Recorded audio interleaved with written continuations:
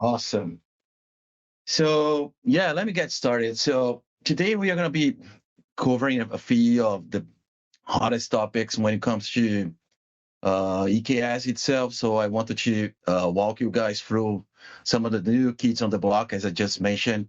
That is the EKS Distro and the EKS Anywhere, right? So these are the new uh, components that are part of the EKS family that eventually you guys came across. So EKS-D is the distribution that is used by EKS itself that it was running on that it runs on AWS. But now we made that available as an open source project, so that you guys can take advantage of that and run your clusters on at your own anywhere. And there is one additional one that is the EKS Anywhere.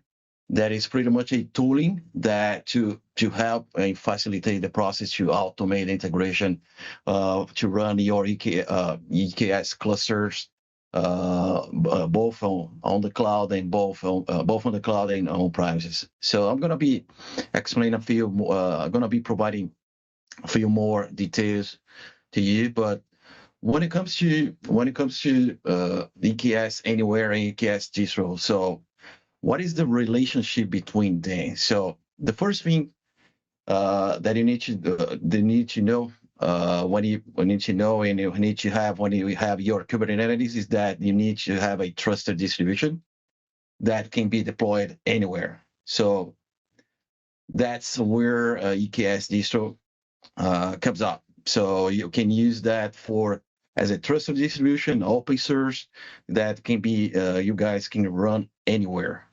And second, once you move forward from development to production, you're going to need a management tooling to run at scale.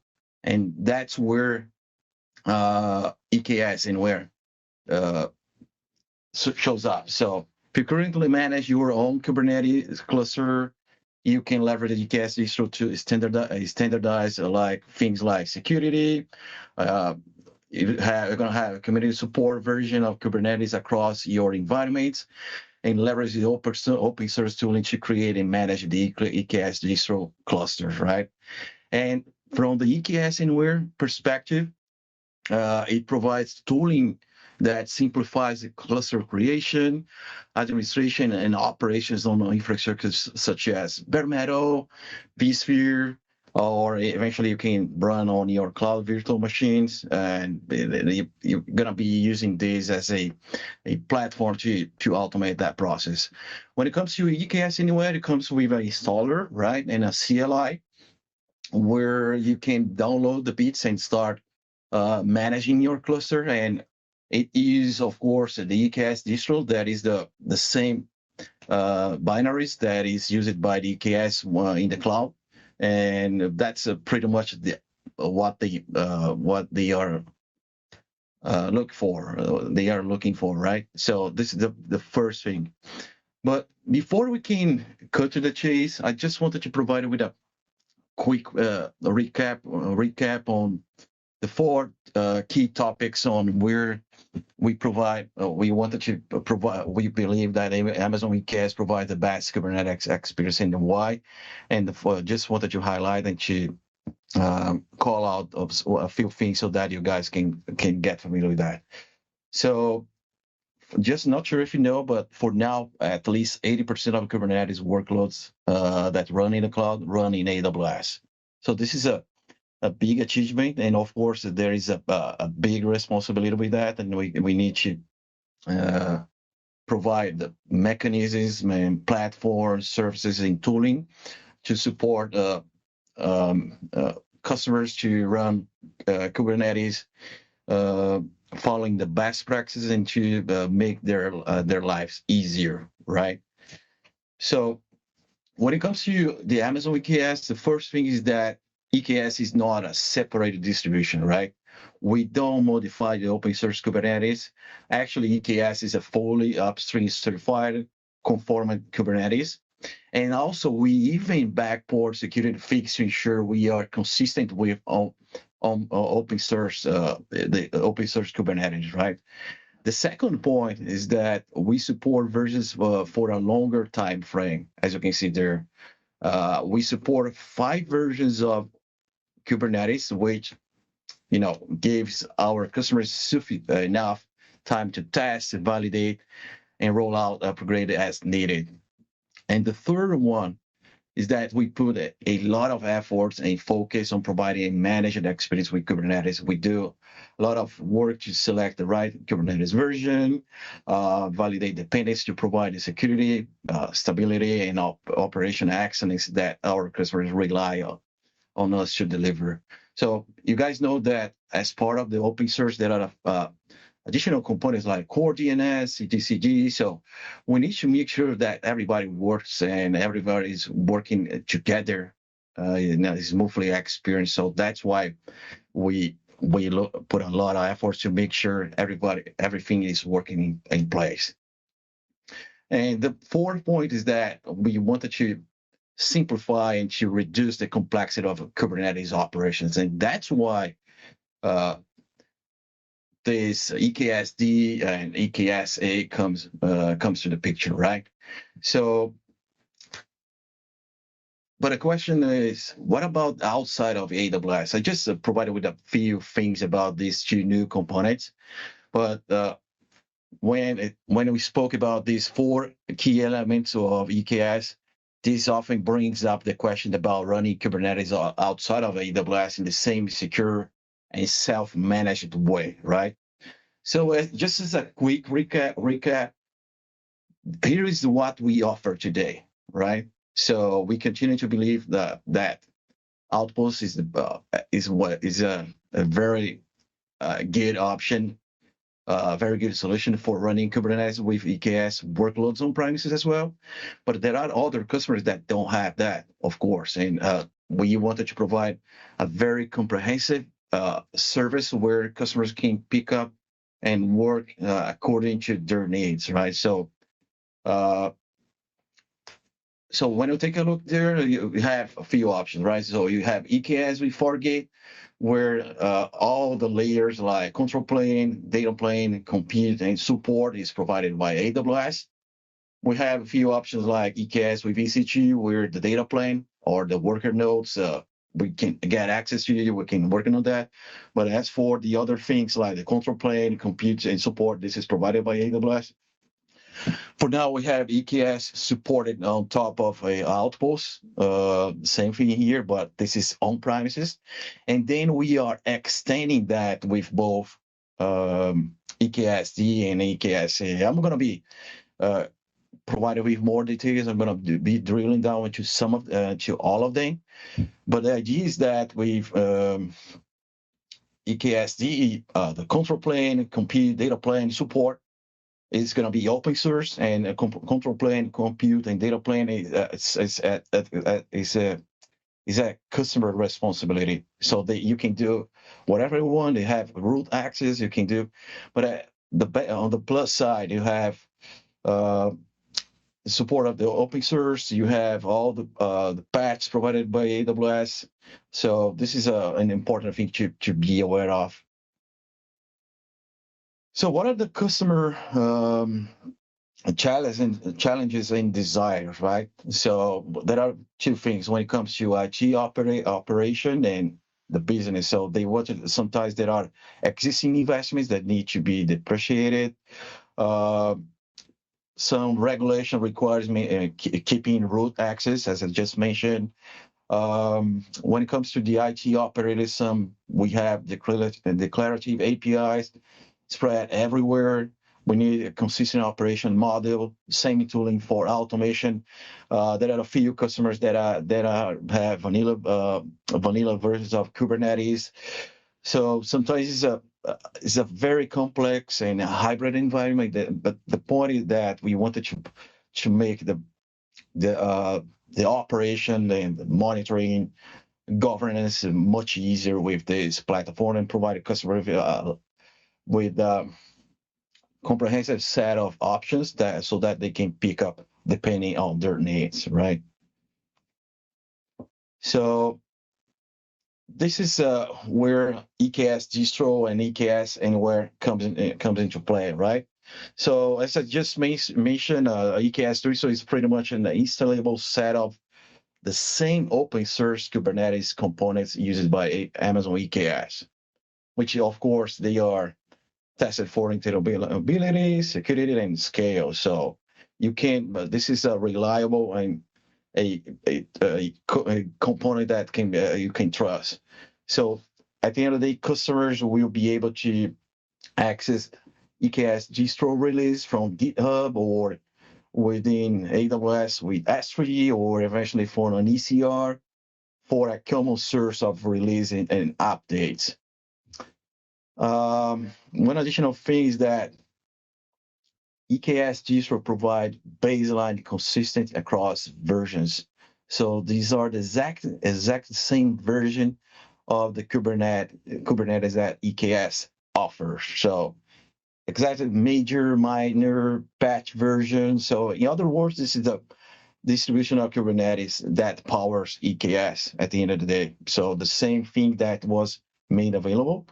And for the EKS Anywhere, as I just mentioned, they provide the tooling that enable customers to install, provide upgrade, ongoing maintenance of EKS distro version of Kubernetes on their own bare metal or virtualized environment. So pretty much with that, we are aiming to provide an EKS-like experience regardless of where Kubernetes workloads are running. So as I mentioned, of course, the name implies that EKS Anywhere, you can have the same experience as you have today with EKS while running on top of AWS.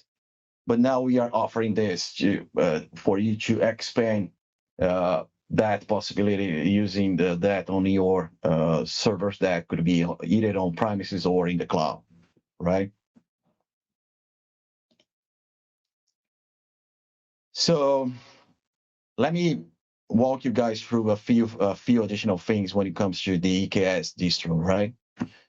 So what actually we are including in terms of EKS distro is actually the same components that for the Kubernetes control plane and data plane that is freely available when public Kubernetes release occur.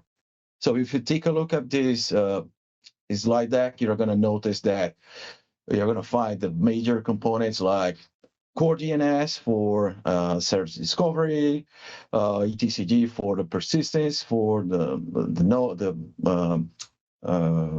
control plane.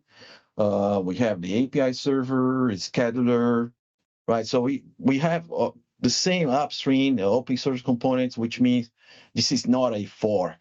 So I've got all of these components listed on the right side of the slide, but pretty much as I just mentioned to indicate there is a significant level of complexity involved in packaging in distributing a Kubernetes release, of course, as you know.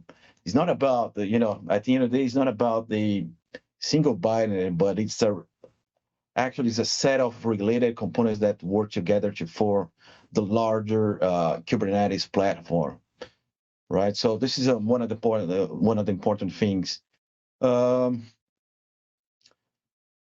So at the end of the day, the bottom line is that there is a lot of work that goes into EKS release when there is a new Kubernetes release. So we pull down all the bits, we perform a set of all the checks. One is for a version interoperability. We got to make sure the version of etcd, API server, controller manager, scheduler, all the core Kubernetes components are working out well together, as just mentioned. We also test to make sure it meets our operation excellence criteria. So at the end of the day, I guess this is all about the reflection of all of these best practices put together and learnings that that we are making available to customers to consume from a single and trusted source, right? So what is included and not included in the EKS distro? So of course, as you can take a look, we include things like the core DNS, that is an extensive DNS server that can serve as a Kubernetes cluster DNS. It's pretty much used for service discovery. You're going to find the upstream CNI, that is the container network interface. You're going to find also the container storage interface that is a CSI. What is not included? EKS control, the plugins for the official Kubernetes plugins that is provided for CNI and CSI, and also the integration Amazon controllers for Kubernetes. This is something that is integrated when in case you are using the EKS Anywhere, right? So this is a very simple, very straightforward, very well aligned with the open source community.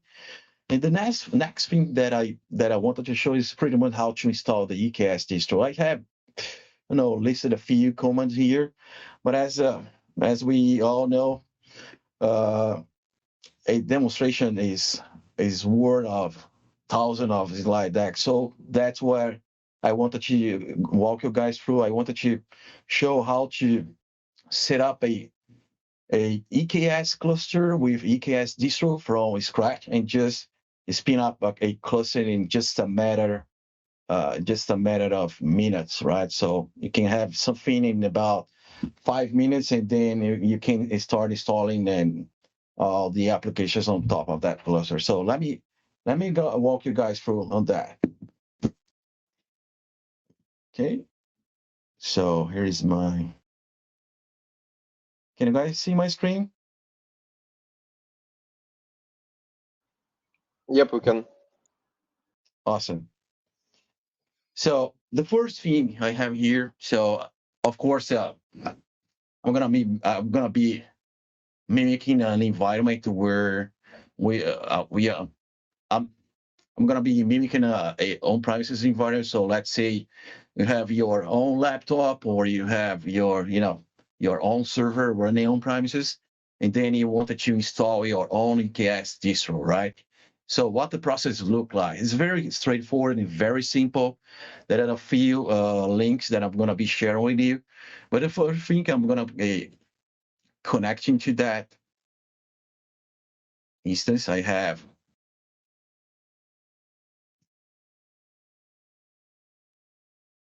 downloaded the bits for you to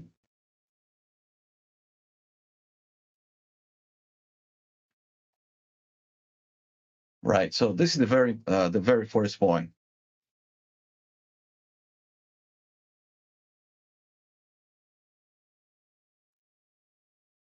So just need to go to, there is the EKS distro, that is a thing, there is just downloaded from, I just downloaded from GitHub. Just need you to go to the development, right? And you're gonna find many things related to the distro itself. So you can go to COPS. That is a common platform. You can use others like, you can use others like ADM for administration. But I'm going to show you the process to create your own cluster. That is very straightforward. And I'm going to be providing with the links on how to do that yourself. So the first thing you need to do is pretty much establish where it's going to be your store for all the config files for your COPS installation. So that's going to be a bucket to S3 in my case. I just need to provide the cluster name that I'm going to be using. That's going to be pointing to the same hosted zone that I have created in my AWS account. So I have above.net.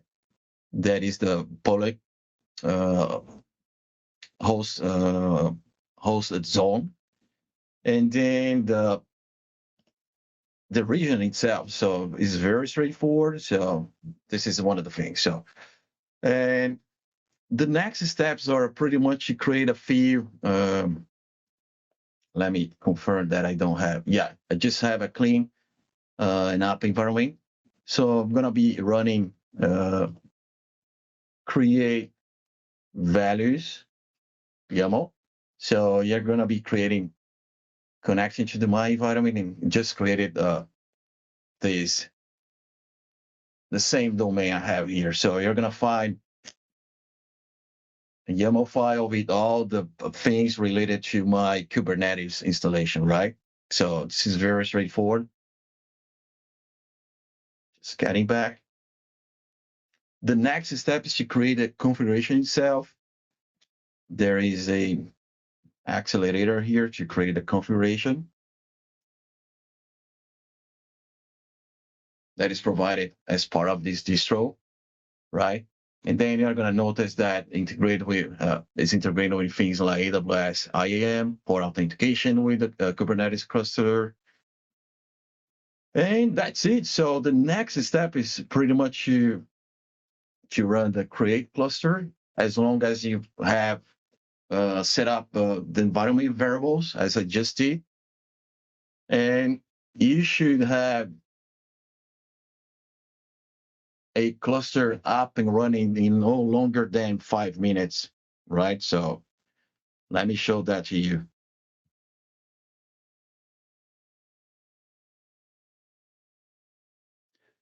So in the meantime, while this is the cluster is going through the process to create all the assets, I'm gonna walk you guys through a few things. So the first thing you need to do to make sure to make this work is to create your own hosted zone with the name server. So when you go to your EC2 console, you just need to make sure you got an answer from this. And then you're going to notice that the same thing when I run that, the dig ns, that is pointing to the same values I'm going to find here to make sure you are be able to move forward successfully with your EKS Distro installation, right? So this is one of the first thing you need to make sure. But of course, as you guys notice, there are another domain. I have a subdomain, but I can create domains in a different way. So I could be changing this value for something different, like could be EKS.ableevent.net, right? That would be okay because this is a subdomain, and this type of installation is acceptable the way I set up the Route 53 hosted zone.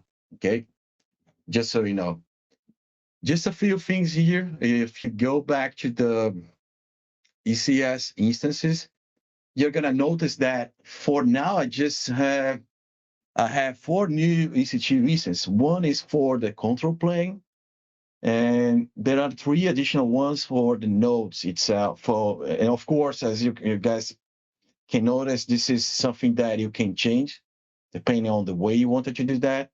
But let's pick up one of them just to walk you guys through on this. So you're gonna find that we have both the private and the public address. So you're gonna find also the AMI ID, the version that we are using. So this is a new Ubuntu, right? Server that we are using for the data plane for the worker nodes. We can go to the control plane as well. We can take a look on this for now. You're gonna find that we are using this version as well for the control plane. And also, if you scroll down here to the console and go to the launch configurations, I'm sorry, to the auto scaling groups, you're going to notice that this is something that you can customize and you can change, right? So this is up to you. So let's say I'm going to these nodes and I wanted to change the minimum capacity or maximum or desired capacity, as well as you are used to do it with EKS or even a single EC2 installation. That's something that can be done with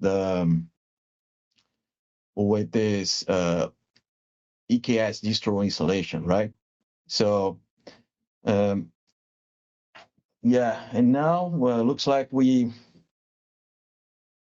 yeah, it's over then 4 minutes. Then we just started the installation, so we are likely to have something up and running for now. So let me double check.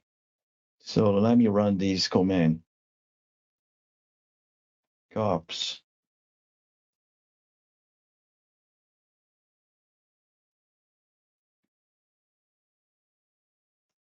validate cluster just to make sure everything is in place, right? So yeah, of course, this takes about 5 to 10 minutes. So we still don't have the DNS controller up and running, but let me double check to make sure. Let me run a different command. Q control get nodes minus OY.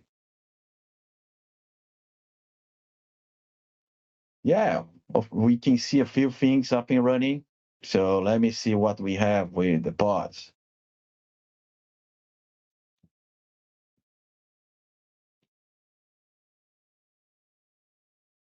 Nothing for now because, of course, I haven't. This is a fresh new installation.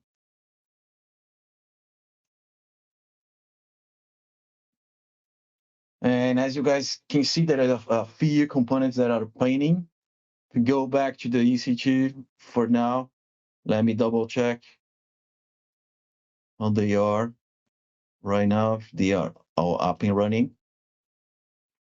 They should, right? Yeah.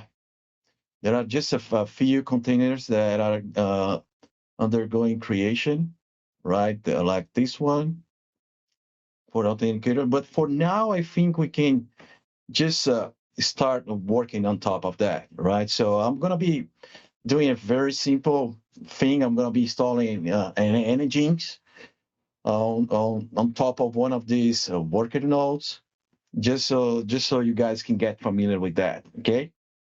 So it's very straightforward process. So let me create a deployment. Like create deployment Nginx.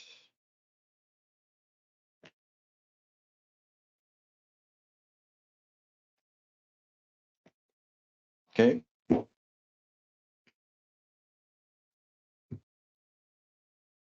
So let me double check to make sure this is correct.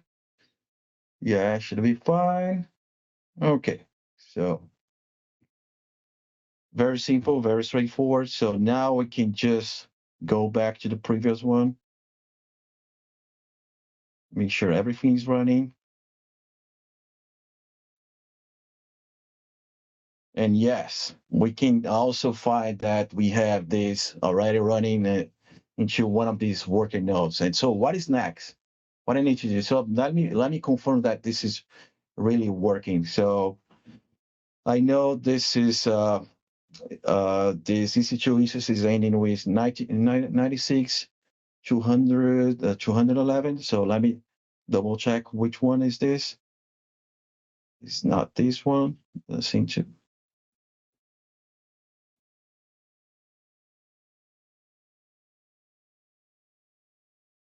Yeah, this is the one.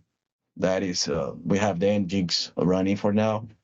So let me connect with this for a second. Let me just copy this information and log into the Ubuntu instance, right?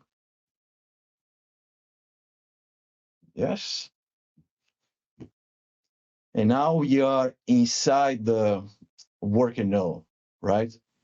So what is next? We can just check if this web server is running. So let me use this IP. That is the IP for the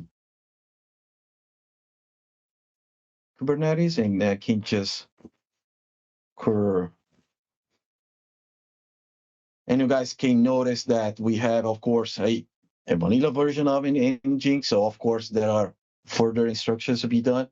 But if, as the message says, we are seeing the web server is successfully installed and working, and that's it. So it's a very straightforward process.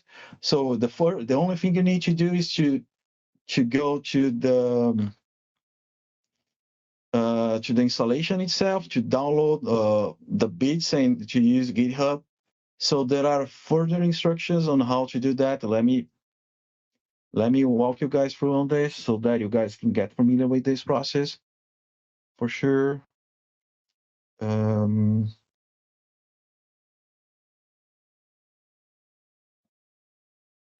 So here's the installation process itself. There are a few things that I need to do. It's a little different, but you can of course use Kube administration and Kube ADM for both bare metal or VM, or also you can do with your own Raspberry Pi. I use COPS, right? And you have a few things. I have done the installation that is slightly different than there is a document, but of course I can share everything with you. I'm gonna be providing you this video so that you can do on your own pace. And that's a very simple process. So to stand up a cluster, very straightforward process. And now I'm just wanted to get back to this slide. So let me share that with you for a second.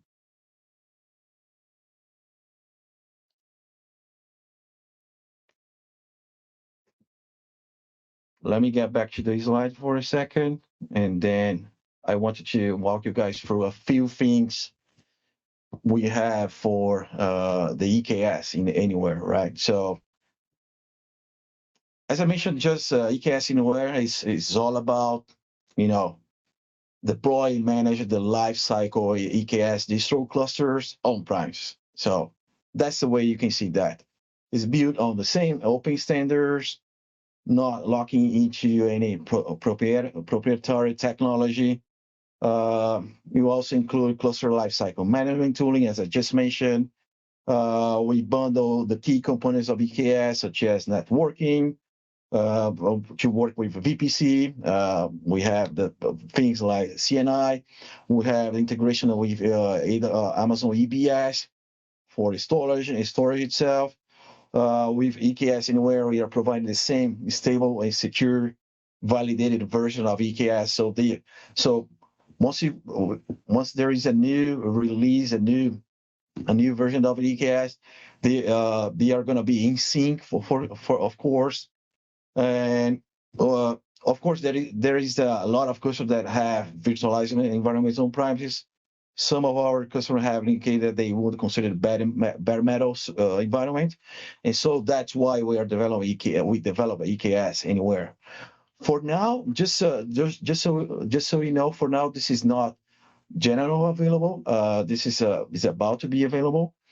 But if you identify any customer opportunity where you see a potential opportunity to leverage EKS Anywhere, and you wanted to start to work with AWS on the launch for the reInvent by creating a package offering with EKS Anywhere, there is a early access program that we just announced last week. And then if you guys are interested to do that, just drop me a note and I'll be more than happy to enroll you as part of this program so that you can get access to the bits, right? So this is what the Amazon EKS dashboard and the AWS console will look like. So as you guys can notice, we have different clusters. So one is the EKS itself. One is a local version, something that could be created with EKS Distro. Another one that uses the COPS to stand up an EKS Distro cluster. And the EKS dashboard is going to be providing like a unified view and operational visibility across all your Kubernetes environments. So that's one of the important things.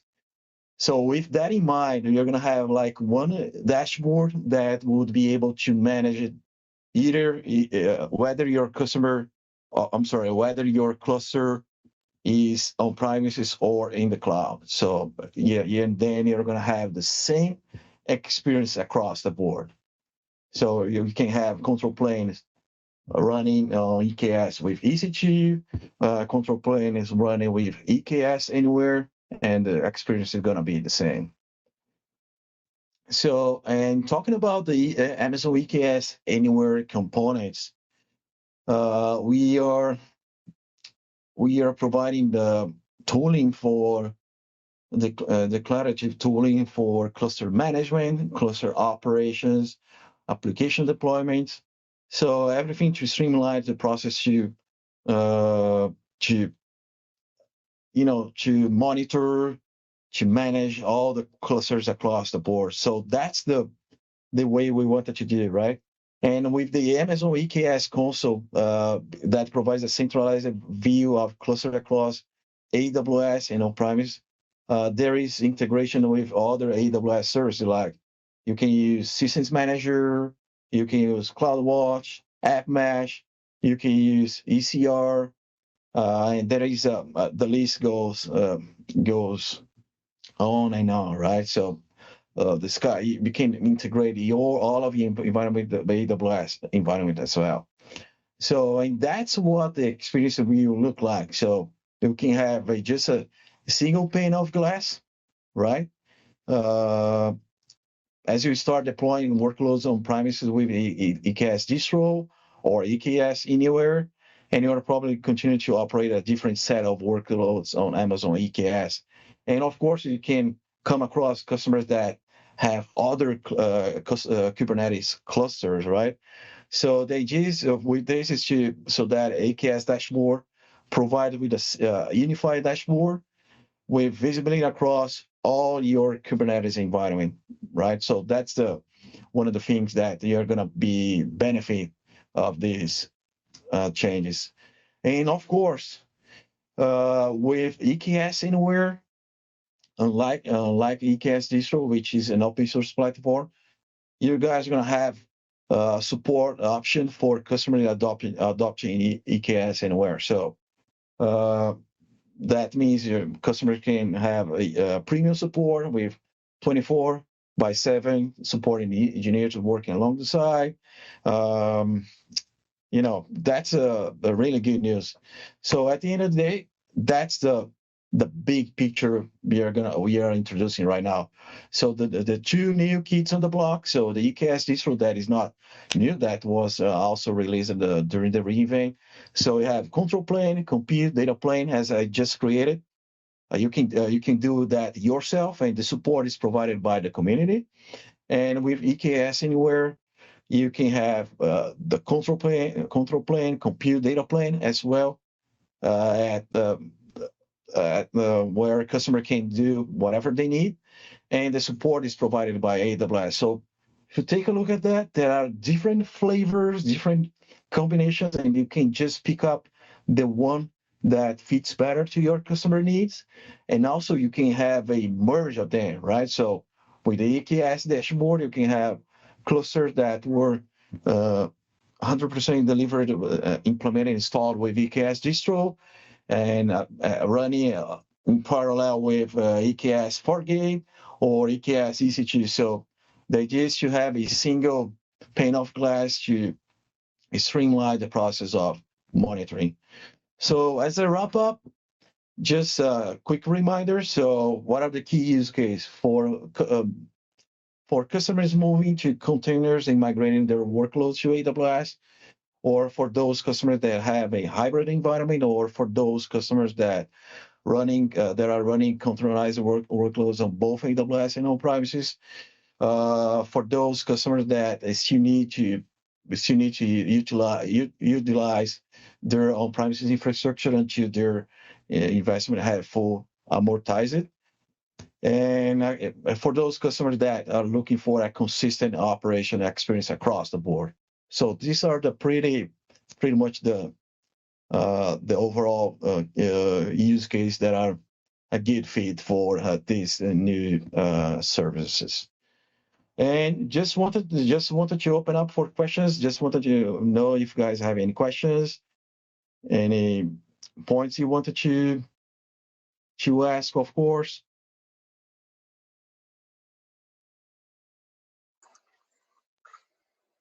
Hey, Andre, if I may, a general question. Can you share anything what comes next for EKS? Oh, yeah. For you mean EKS Distro Anywhere in general, or any? Well, both, actually, the distro itself and the service. Yeah, actually the just so you know, as I just mentioned, we are right now, we are open for enrollment in the early access program for the EKS Anywhere. EKS Distro is already available, so that you can go to your GitHub and just download the bits and start working yourself, as I just did. And we are gonna keep up with the same pace with the same pace as AWS release. So whenever AWS release a new feature, a new functionality for EKS, that's gonna be updated right away for the EKS distro. EKS Distro Anywhere is right now in the beta, and we are likely to be GA. We are likely to go GA by end of Q3 and early Q4. So this is something that you can expect. But again, thanks again for the question. If you happen to have any concern, don't hesitate to reach out to me, or I'll be more than happy to engage with your customer and brings other experts from the product services team, from the product management team, so that we can engage with our customers and maybe we can create a reference together. Okay, thank you. I also have a question, Andre. So, is there any difference between, from the configuration perspective, between the native EKS control plane and EKS Anywhere? I mean, like any potential, core DNS differences, CNI, CSI, customer source definitions, anything, or it's basically totally the same distribution? Yeah, it's pretty much the same. Yeah, the same distribution. So you can benefit. You have the same experience across the board, and we wanted to do it that way because we wanted to provide the same experience for both on premises and the cloud. So it's the same thing, the same bits, same binaries. AWS is going to be providing, when you access the EKS dashboard, you're going to be notified that there is a new patch to be applied on top of your cluster. So it's the same thing. Yep, thanks. I have a question for you. Oh, go ahead. Regarding the ingress controller that I've seen, basically you're shown in one of your views, what do you have there? Is it Nginx that you use as ingress controller? We have. And second would be regarding observability, monitoring. How is this integrated with AWS? Our logs basically send metrics and so on that you can see from the this is a very good question. Control plane. Let me explain to you. When it comes to EKS Anywhere, and talking about the connectivity, there are three options, right? There is something that we call the fully connected, partially disconnected, and fully disconnected, right? The fully connected means that you're going to be working together, and then you can connect with your Amazon EKS Anywhere clusters to AWS. And this lets you leverage the EKS console as a single pane of glass, as well as to integrate with App Mesh push logs and metrics into AWS for centralized observability, to perform some cluster backups, snapshots to Amazon S3 to run cluster cost management, and all the things that is related to. But of course, you can work in a fully disconnected way. And we are going to be providing a few components that will allow to manage into your cluster in a standalone environment to show the state from time to time, and eventually have using the open source tools to run your cluster. So you can use like Prometheus or other platforms and connect to that to provide some visibility to your cluster. But anyway, again, if you are fully connected, you can take advantage of all the EKS dashboard, all the things like CloudTrail, all the things. But if you wanted to do something standalone and you don't want to do you don't want it to run, you just wanted to run disconnected from AWS, you can leverage some of the open source tools to run your cluster, to monitor your cluster, and to manage your cluster. But at the end of the day, you have the opportunity to work with both, right? A hybrid environment and fully connected to AWS, or totally disconnected and run the service that makes more sense to you. Okay, thanks. But when you say connected, basically it can be that it's sometimes disconnected. When it connects again, then it will basically transmit or send various things. But it will work basically in disconnected mode as well, right?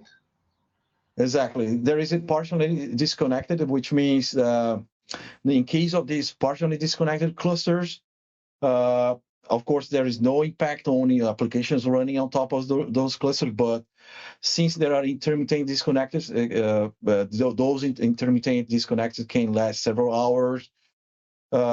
Features such as centralized observability, EKS dashboard in the AWS console will show a state from the time of disconnector, right? So the point is you're going to have a single pane of glass, but when you are disconnected, the only thing that is going to be showing up in your console is the last state that it picked up when it was connected. But once you connect back again, it's going to be in sync with AWS, with all the services, which is good because you don't need to worry about this. So as long as you are connected, you can see the things in real time, right? Correct. Thanks. Oh, my pleasure. To follow up on the hybrid mode scenarios, let's say there's a customer and they want to run their working nodes partially on-prem just because they still have a significant infrastructure on-premise, and some of it want to be going to AWS perhaps for scalability reasons.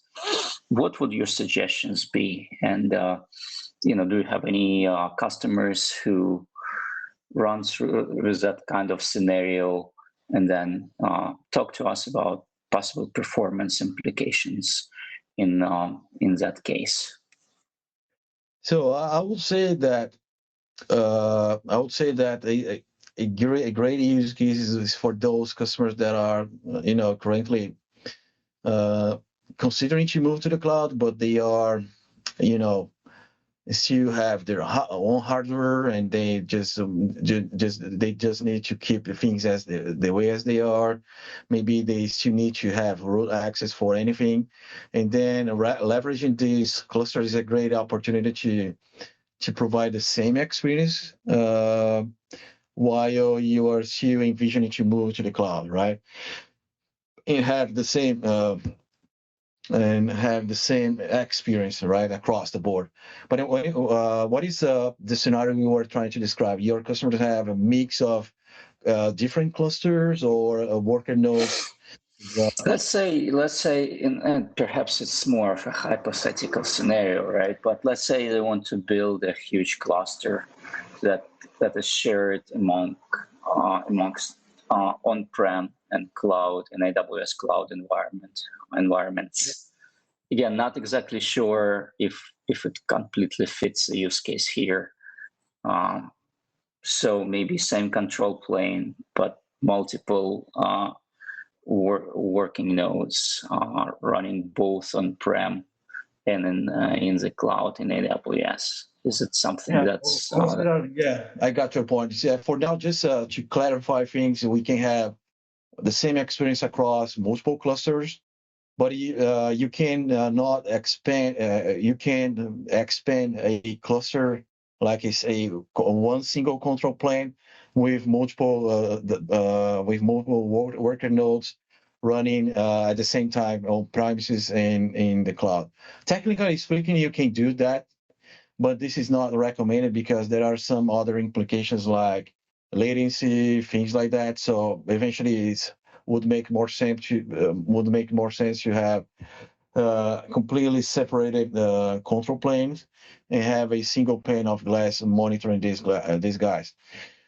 Of course, if but you I guess what you could have just on this topic, basically, it could be that you have two clusters and then you have basically your APIs could direct to one or another services, if either on location wise or whatever, if you want to serve, let's say, some stuff from the on-premises, some of the services from the AWS, right? I mean, with the you would have the API gateway and you could point to your, services which be hosted on premise or on AWS. Yeah, it would make more sense because there are some implications, and eventually, this is a very important point to do some architecture review with your customer, because there are pros and cons of having this huge cluster sharing the same control plane. Maybe it makes more sense to separate them, but that's a good can be a very good approach, having API gate in front of them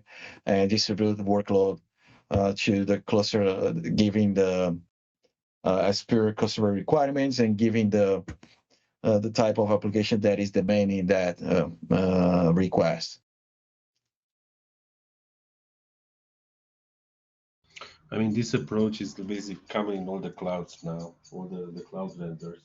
And mainly one of the reasons I would say is data sovereignty, which is driving a lot of this on-premise, because not everything can be run on the cloud, right? Exactly. It might be regulations, especially healthcare and some other industries. Then it's latency that you mentioned as well. I think this is one of the two, and regulations which might require to have some stuff.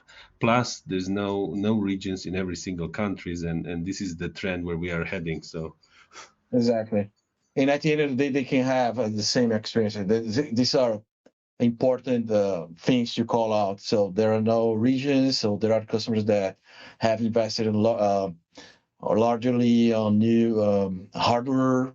This of course data sovereignty. There are multiple things that you will justify for this. But the good news is that you can pick up and you can merge depending on the customer requirement, right?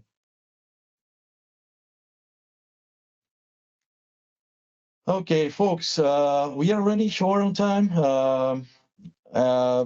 Just wanted to thank you guys once again for the questions, for the great questions, for the good questions, for your interaction.